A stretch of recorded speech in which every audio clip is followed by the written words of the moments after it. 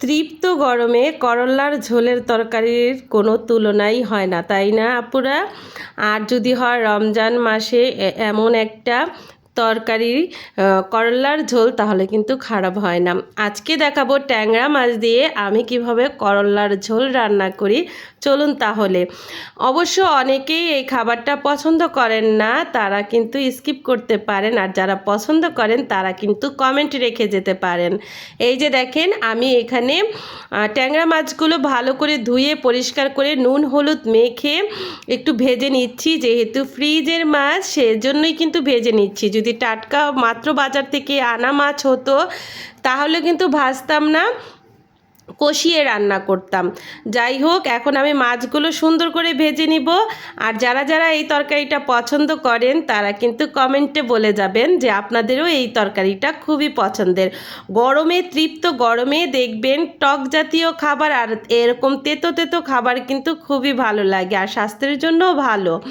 এই যে দেখেন, মাছগুলো আমি এভাবে ভেজে উঠিয়ে নিলাম। এখন কিছুটা পেঁয়াজ দিয়ে আর কাঁচামরিচ দিয়ে একটু পেঁয়াজ কাঁচামরিচগুলো ভেজে নেব। আমি কিন্তু ইলেকট্রিক চুলাতেই রান্না করি, আপনারা সবাই জানেন, এবং আমি কিন্তু একটা ভিডিওতেও দেখিয়েছি আপনাদের কিভাবে আমি ইলেকট্রিক চুলা ব্যবহার করি, কিভাবে আমি ইলেকট্রিক চুলায় রান্না করি।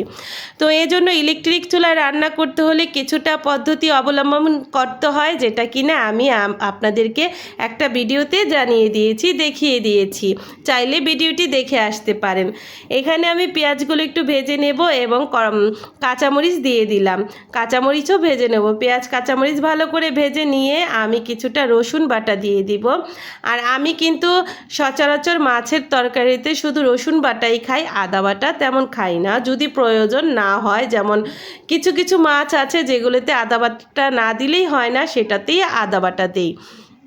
আমি হয়তো বা একটু তুতলিয়ে কথা বলছি, সবাই ক্ষমা সুন্দর দৃষ্টিতে দেখবেন। একটু প্রবলেম হচ্ছে আমার, এজন্যই এমন হলো। তো যাই হোক, এখন রসুন বাটাটা কিন্তু আমি সুন্দর করে একটু ভেজে নিলাম পেঁয়াজ কাঁচামরিচের সাথে। এখন কিছুটা লবণ দিয়ে দিয়েছি। এখন লবণ দিয়ে আবার ভালো একটু সামান্য একটু পানি দিয়ে দিলাম, যাতে মশলাগুলো পুড়ে না যায়। যে বললাম ইলেকট্রিক চুলায় রান্না করি, সেক্ষেত্রে কিছুটা পদ্ধতি অবলম্বন করতে হয়। এখানে কিছুটা হলুদ গুঁড়ো, মরিচ গুঁড়ো, ধনিয়ার গুঁড়ো দিয়ে ভালো করে মশলাগুলো কষিয়ে নিব। আর আমি আমার প্রতিটা ভিডিওতেই আপনাদের বলে থাকি যে তরকারির স্বাদ নির্ভর করে কিন্তু আপনার কষানোর উপরে। তরকারির মজাই লুকিয়ে থাকে কষানোর ভিতরে। আপনি তরকারিটা যত ভালো করে কষাবেন, আপনার তরকারিটা কিন্তু ততই ভালো স্বাদ হবে। এজন্যই কিন্তু আমি সবসময় আপনাদের এই কথাটাই বলে থাকি। এখন দেখেন, আমি সুন্দর করে মশলাগুলো কষিয়ে নিচ্ছি, আর মাছগুলো তো আমার ভাজাই আছে। তো এমন তরকারি কিন্তু আমার কাছে খুবই ভালো লাগে। এমন করল্লার ঝোল, করল্লার ভাজি, তারপরে হচ্ছে চালতা দিয়ে ডাল, জলপাইয়ের ডাল, কাঁচা আমের ডাল, টমেটোর ডাল, এইসব খাবারগুলো কিন্তু আমার গরমের সিজনে খুবই ভালো লাগে। তৃপ্ত গরমে দুপুরের খাবারে এমন তেতো তেতো খাবার আর টক খাবার হলে তো কোনো কথাই নেই, স্বাস্থ্যের জন্য ভালো হয়। এই তো করল্লা আলুগুলো আমি দিয়ে দিলাম, মশলাটা ভালো করে কষিয়ে। এখন কিন্তু করল্লা আলুটাও ভালো করে কষিয়ে নেব, একটু ঢেকে ঢেকে, যাতে করল্লা আর আলুগুলো সেদ্ধ হয়। এইভাবেই কিন্তু আমি কষিয়ে নেব। তো এই তো, অনেকেই কিন্তু করলার তরকারি খান না বা পছন্দও করেন না। আসলে সবার মুখের রুচি তো এক না। যদি আপনার কাছে আমার ভিডিওটি ভালো না লেগে থাকে বা আপনি এটা না খান, তারপরেও কিন্তু একটু দেখে যাবেন আমার ভিডিওটি প্লিজ। আর যারা যারা এখন পর্যন্ত আমার ভিডিওটি এই পর্যন্ত দেখে যাচ্ছেন অথচ একটা লাইক দেওয়া হয়নি, ভুলে গিয়েছেন তাই না? তাহলে একটা লাইক অবশ্যই কিন্তু আমি পাই। একটা লাইক দিয়ে ভিডিওটি কন্টিনিউ করেন। আপনি যদি আমার চ্যানেলের নতুন বন্ধু হয়ে থাকেন তাহলে একটা সাবস্ক্রাইব করে দিবেন, আর যদি আপনি আমার পুরাতন বন্ধু হয়ে থাকেন তাহলে তো কোনো কথাই নেই। ভিডিওটি ভালো লাগলে অবশ্যই কিন্তু লাইক শেয়ার কমেন্ট করে দিবেন, আর আপনার ফ্রেন্ড সার্কেলদের সাথেও কিন্তু আমার ভিডিওটি শেয়ার করতে পারেন। আর আমার ভিডিও কেমন হয় অবশ্যই কিন্তু একটু বলে যাবেন, আর আমার চ্যানেলের সাথেই থাকবেন, আমার চ্যানেলের সাথে চোখ রাখবেন, যাতে আমি কোনো ভিডিও ছাড়া মাত্রই আপনাদের কাছে নোটিফিকেশন চলে যায়, আর সাথে সাথে আপনারা আমার ভিডিওটি দেখতে দেখতে পারেন। এরকম নিত্য নতুন ভিডিও নিয়ে কিন্তু আমি চলে আসবো আপনাদের মাঝে, আর এভাবেই ছোট্টখাটো ভিডিও দিতে থাকবো। আমি অত জাঁকজমক করে ভিডিও করি না, যা রান্নাবান্না করি তাই আপনাদের সাথে শেয়ার করি। এই তো করলা আলুগুলো কথা বলতে বলতে কিন্তু করলা আলুগুলো ভালো করে কষানো হয়ে গিয়েছে, সিদ্ধও হয়ে গিয়েছে।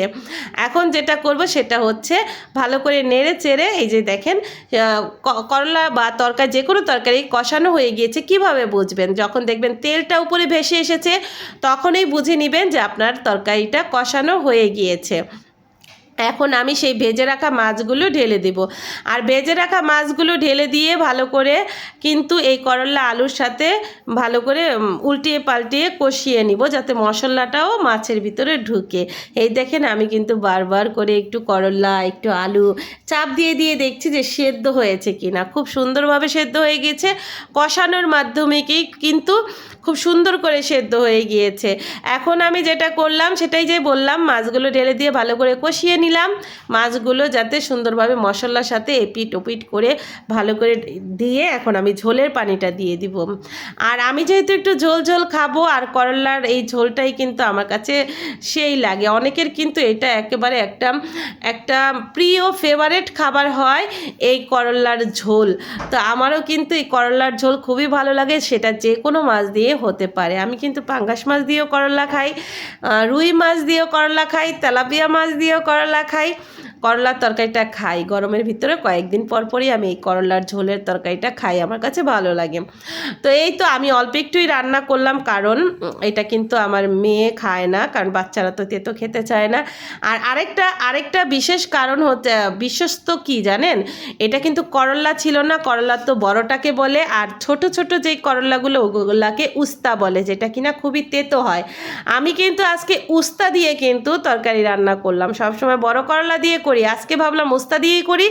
বিশ্বাস করবেন না, এই উস্তা করলাটা একটু তেতো ছিল না, একটু মনে হয় না এটা করলার তরকারি খাচ্ছি।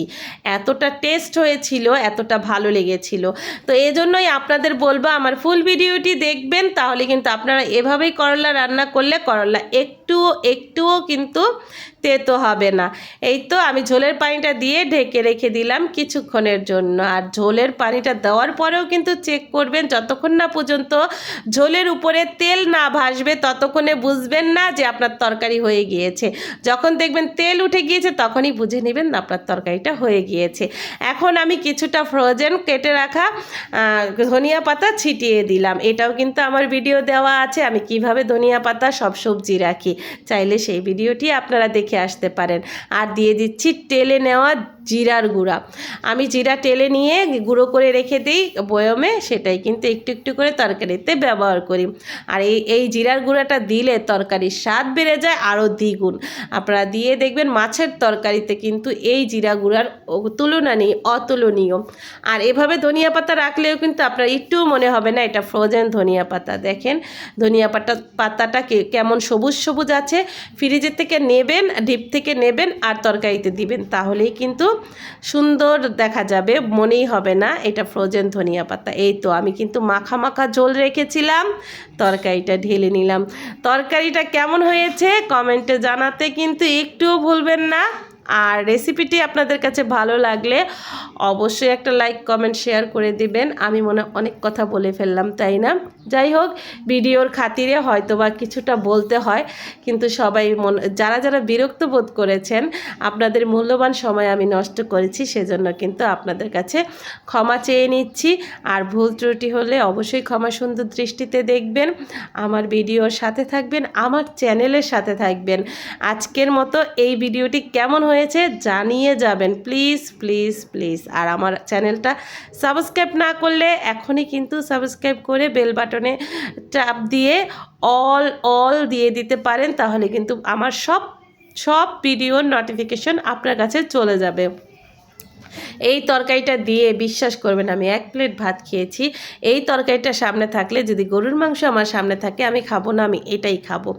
এটা এতটা ভালো লেগেছে, সারাদিন রোজা রাখার পরে সন্ধ্যার পর কিন্তু এই তেতো তরকারিটা আমার কাছে খুবই ভালো লেগেছে। ট্রাস্ট মি, আপনারাও ট্রাই করে দেখতে পারেন। যারা করলা খান না তাদের কাছেও ভালো লাগবে। আজকের মতো বিদায় নিচ্ছি, আল্লাহ হাফেজ, আসসালামু আলাইকুম।